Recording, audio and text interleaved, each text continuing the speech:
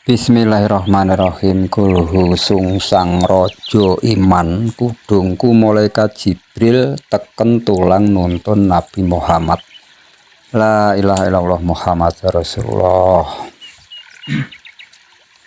Assalamualaikum warahmatullahi wabarakatuh. Ini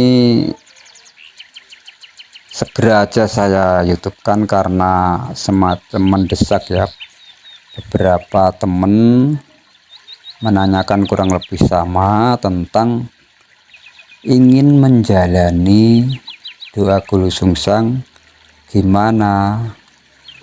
Ustadz minta ijazahnya, Gus minta ijazahnya ya minta ijazahnya. Saya agak ketawa. Kenapa? Perlu diketahui saya ini bukan ustadz, bukan Gus atau anaknya kiai, bukan kiai juga. Jadi tepatnya saya ini pelukis. Jadi saya itu biasa menerima pesanan kalau ada orang yang lukis nih di tembok atau melukis wajah di kanvas atau di kertas semacam itu ya.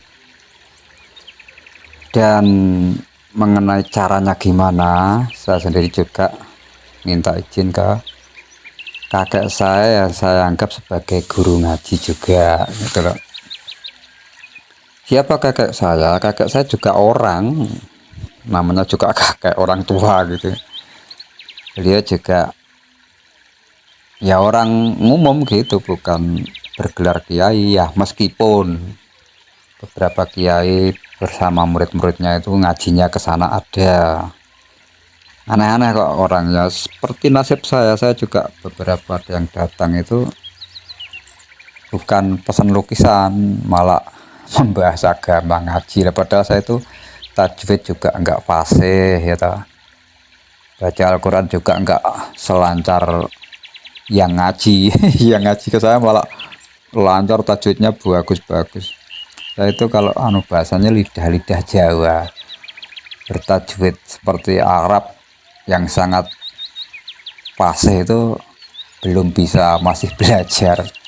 Tapi mengenai doa Gulu Sungsang, Gulu Geni dan lain-lain memang saya pernah menjalaninya juga. Nah ini karena banyaknya pertanyaan yang kurang lebih sama, intinya ingin mendapatkan izin atau menjalani doa ini, maka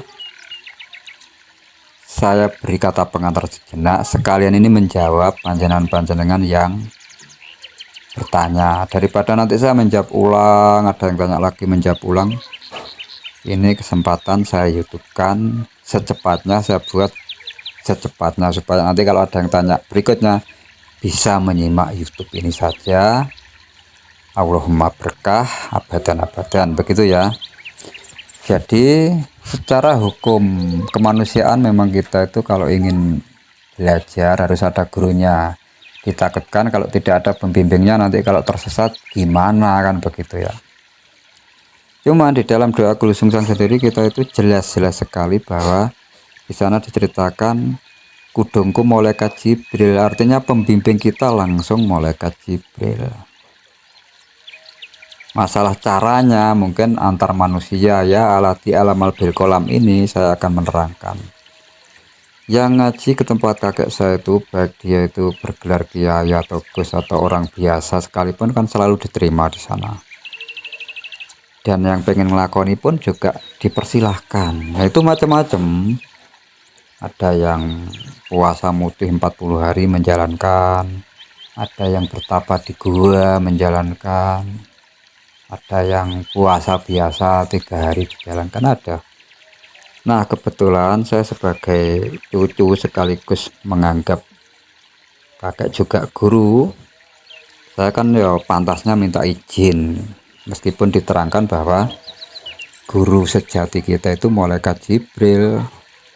Jadi yang selalu membina, membimbing, ilham kita, hidayah kita itu malaikat Jibril. Nah, singkatnya begini. Kenapa kakek mengizinkan orang-orang yang ngelakoni mulai puasa mutih, bertapa di gua, dan macam-macamnya itu kan karena pilihan mereka. Jadi di dalam keyakinan mereka, di dalam belief mereka sudah tertancapkan jika namanya tirakat itu prihatin itu apa ya bahasa tepatnya itu, seperti meninggalkan duniawi, menyengsarakan diri untuk mencapai kerohanian yang lebih mustajabah. Begitulah kira-kira yang diyakini beberapa teman-teman kita yang menjalankan. Nah, khusus saya pas saya tanya, saya disuruh milih, kamu milih seperti muridku yang bernama Umar misalkan, dia itu menjalani 40 hari 40 malam puasa mutih. Apa ingin seperti muridku yang bernama Karnadi yang menjalani bertapa 7 hari di gua? Saya sebagai orang yang menganggap kakek adalah guru saya itu dalam hati pokoknya pasrah kepada guru. Ngapunten nggih Kak, saya itu makmum jenengan, bukan makmum murid jenengan. Jadi jika pun jenengan suruh saya bertapa di dalam segoro kidul sekalipun, berendam di dalam laut pun saya siap, yang penting kakek mengizinkan gitu.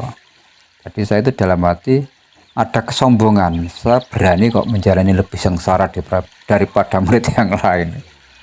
Yang mengejutkan ketika saya sudah pasrah, berani lillahi ta'ala, apapun yang didahulukan kakek menjalani itu saya siap. Ternyata jawabannya justru sederhana. Jika kamu makmum saya, ya udah, ndak usah seperti mereka, cukup kamu baca aja 1000 kali. Ya nggak usah 40 hari, karena ada hari-hari itu yang nilai yoninya, nilai kesakralannya atau khasiatnya itu sama dengan 40 hari, padahal hanya 3 hari. Di dalam Jawa kan ada perhitungan hari itu, ada hari 40-an namanya. Dalam 1 bulan ada 5 kali hari 40-an. Itu kamu pilih. Caranya setelah maghrib kamu mulai wirid. Nanti kamu jalankan selama 3 hari. Jumlahnya 1000 kali. Caranya terserah. Kamu mau selesaikan dalam semalam 1000, boleh. Kamu cicil supaya dibagi bisa jadi 1000 itu tepat 3 hari juga boleh. Kalaupun dalam 3 hari belum sampai 1000, 7 hari ditambah lagi juga enggak apa-apa. Jika 7 hari enggak mampu, 1 bulan juga enggak apa-apa. Jika 1 bulan enggak mampu sampai 1000, ya sak mampumu, gitu kata kakek saya. Jadi intinya ada pesan bahwa Allah itu tidak mempersulit hambanya. Itu ya teman-teman yang ingin menjalankan. Apa saja itu hari 40-an, teman-teman bisa milih hari yang di antara 40-an itu gini. Ada hari Selasa Kliwon, Rabu Legi, Kamis Pahing, itu kan 3 hari. Itu kalau dijumlahkan nilai harinya ada 40. Nanti kita bahas di channel berikutnya, di konten berikutnya. Atau bisa memulai dengan hari Rebo Pon, Kamis Wage, Jumat Kliwon. Bisa juga Kamis Wage, Jumat Kliwon, Sabtu Legi. Bisa juga Jumat Pahing, Sabtu Pon, Ahad Wage, atau Sabtu Kliwon, Ahad Legi, Senin Pahing. Itu nanti coba saya tulis di deskripsi biar lebih jelas ya. Nah, caranya misalkan panjenengan ingin menjalani mulai Selasa Kliwon. Dalam perhitungan Jawa dan Arab itu pakai bulan, hari itu dimulai setelah maghrib. Jadi misalkan hari ini tuh hari Senin Wage ya, pagi ini. Nanti maghrib itu sudah hari Selasa. Jadi Selasa Kliwon. Jadi hitungannya Senin malam. Senin Wage malam Selasa Kliwon itu kita memulai setelah sholat maghrib, kita wiridnya kita mulai. Jadi caranya malam Selasa Kliwon, malam Rebo Legi, dan malam Kamis Pahing kita jalankan tuh mencapai 1000 ramban. Gimana jika berlebih? Nggak apa-apa, boleh-boleh aja, bebas. Intinya ya kita bikin standar 1000. Kenapa kok harus 1000? Apa nggak boleh hanya sekali dua kali? Boleh ya, wong yang nggak ngelakuin aja boleh. Yang penting seperti yang pernah saya katakan itu toh kemarin, cukup kita baca. Misalkan mau nyuci baju, kita bacakan Gulu Sungsang. Mau makan, mau minum, setelah makan, setelah minum, sebelum aktivitas apapun, mau berangkat kerja, pulang kerja, mau megang HP, selesai main HP, kita pakai Gulu Sungsang. Demi apa? Demi terlindungi dari hal-hal yang tidak bermanfaat. Itu juga boleh. Nah ini kan, tapi yang tanya ini kan saya menjawab cara menjalaninya gimana Ustadz, gimana Yai. Saya ketawa sendiri, wong saya bukan Ustadz, bukan Yai. Ya memang sih beberapa yang datang itu tetap aja pokoknya nyamannya manggil saya itu gurunya atau ustadznya atau kiai. Wong saya itu lo nggak punya murid. Ada sih murid banyak, ratusan murid, tapi belajar lukis. Murid TK, SD, SMP gitu. Saya kembali ke Gulu Sungsang ya. Jadi itu nanti jalani habis salat maghrib membaca atau wiridan Gulu Sungsang. Caranya setiap membaca itu tidak apa istilahnya, satu napas. Kalau kuat kan mudah kan, tarik napas baca Gulu Sungsang rojeman kudung kemana Jibril tekan tulang nonton Nabi Muhammad la ilaha illallah Muhammad Rasulullah kan itu satu napas. Kalau sampai 3 kali betah atau bisa satu napas gimana Om? Boleh, nggak masalah. Intinya gini, cara berdoa itu setelah kita berdoa kita lepaskan. Jadi doa itu jadi semacam energi yang maha energi yang mengelilingi kita setiap saat. Jadi mengarahkan kita, jadi petunjuk kita. Jadi ini jalani doa Gulu Sungsang, bukan ajian Gulu Sungsang loh ya. Jadi pesan saya begitu. Kemudian pesan kakek lagi, kalau menjalani jangan tawasul ke siapa-siapa, hanya ke Gusti Kanjeng Nabi Muhammad saja. Gimana kalau kita tambah mengirim doa ke orang tua leluhur yang sudah meninggal? Boleh, tapi nggak usah ditambah yang lain. Misalkan ditambah kepada sahini nggak usah.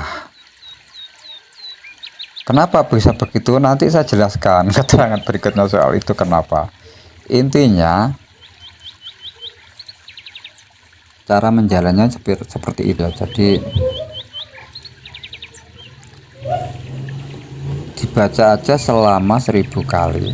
Nah misalkan ini Selasa Kliwon, Rabu Legi, Kamis Pahing selesai ya, kan sudah selesai nih. Ibaratnya itu 3 hari ibarat 40 hari puasa, karena nilai 3 hari tadi adalah senilai 40 hari kualitasnya kalau hari biasa.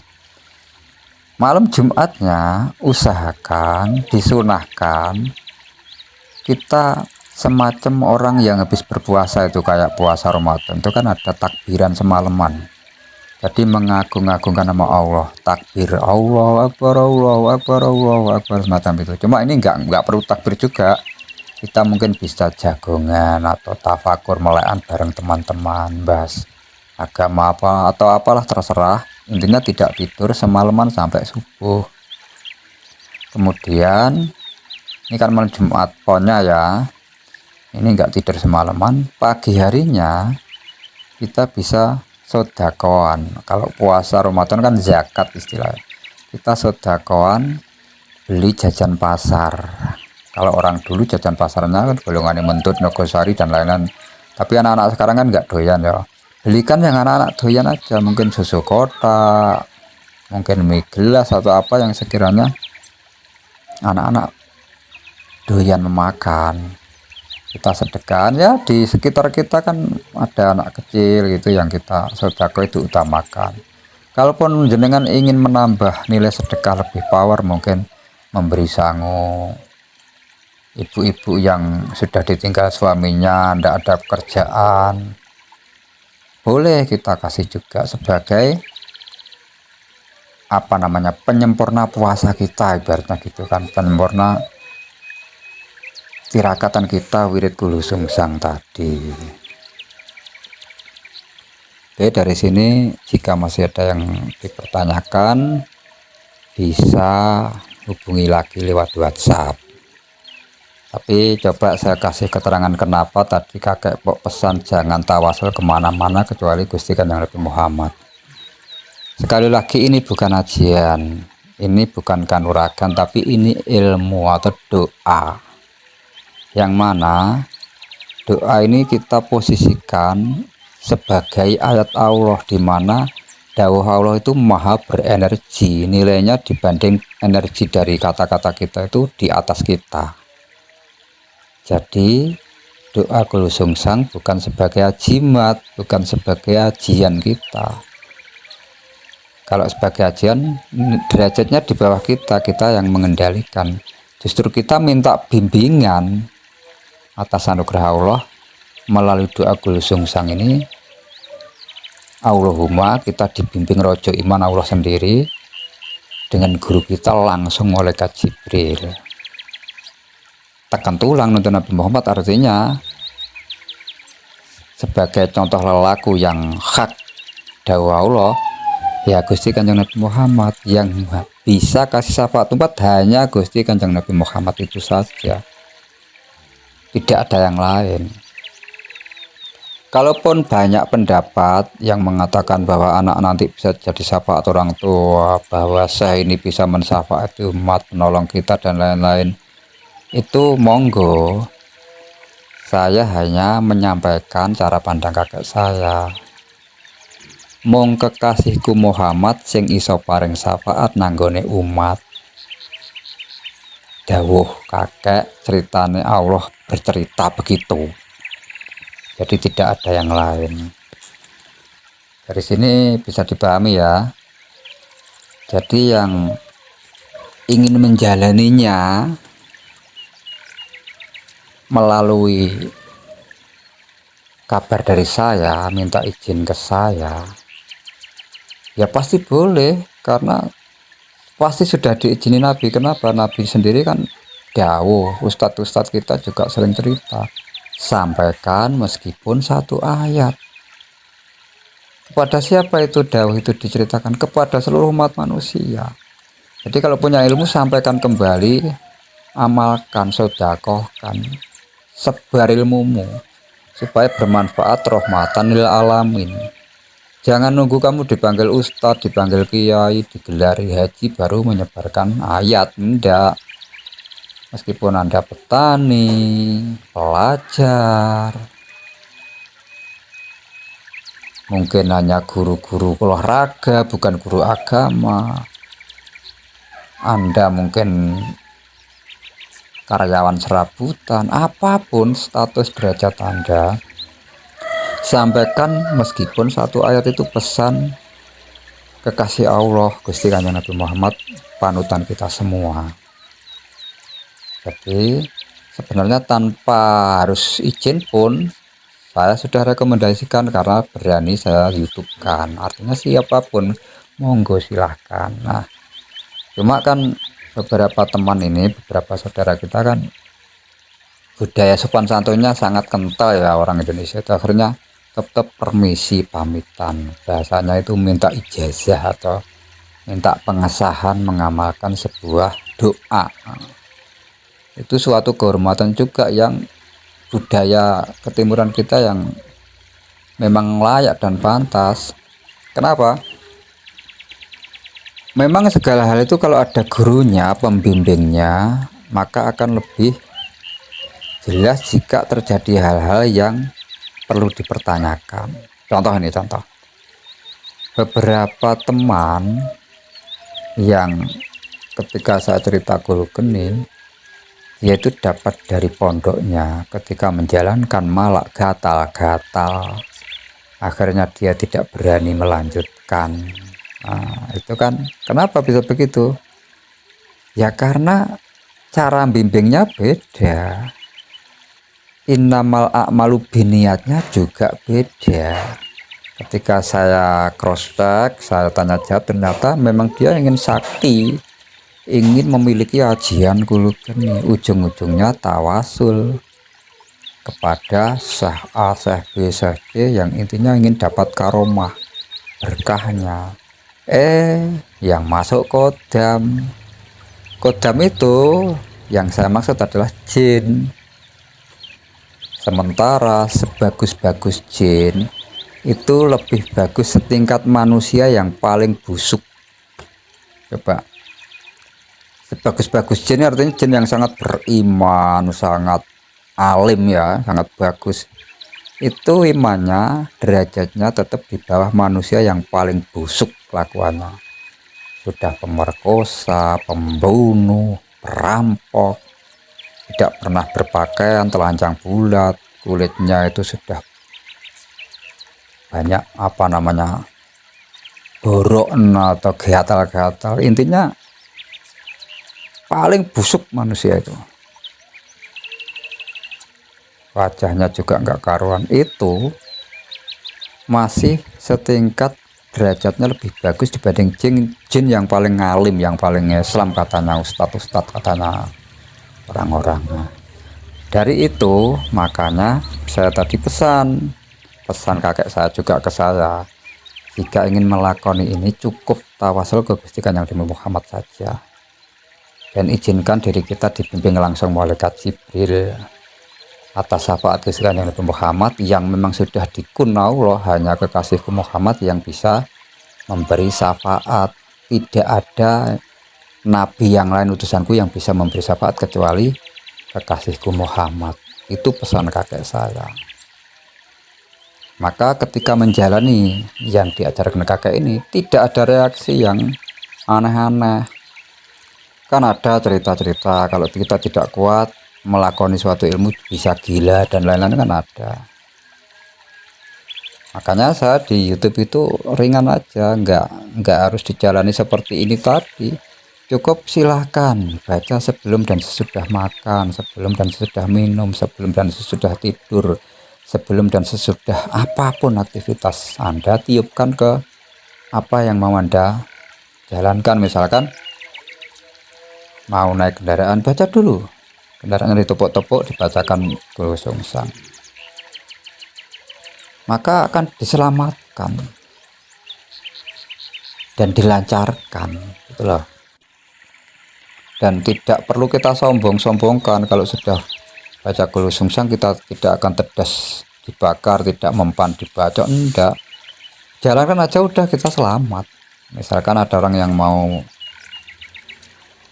menyelakai kita dengan mau membabat kita dengan pedangnya atau dengan pistolnya, pas kita lewat dia lagi BAB, kan selamat juga, kita nggak jadi kena masalah. Pas kita lewat dia ngantuk berat akhirnya pas tidur, jadi kita terselamatkan karena energi maha dari Allah lewat doa yang kita panjatkan bernama Kul Sungsang. Allahumma bisa dipahami, silahkan saja, monggo yang mau menjalankan. Bagaimana saya tidak mengizinkan jika Gusti Kanjeng Nabi Muhammad aja dawuh sampaikan, meskipun satu ayat ini sebuah ayat doa Kul Sungsang yang disampaikan kakek saya ke saya, maka saya sampaikan ke siapapun yang mau, monggo silahkan. Allah mau berkah abadan-abadan untuk kita semua. Assalamualaikum warahmatullahi wabarakatuh.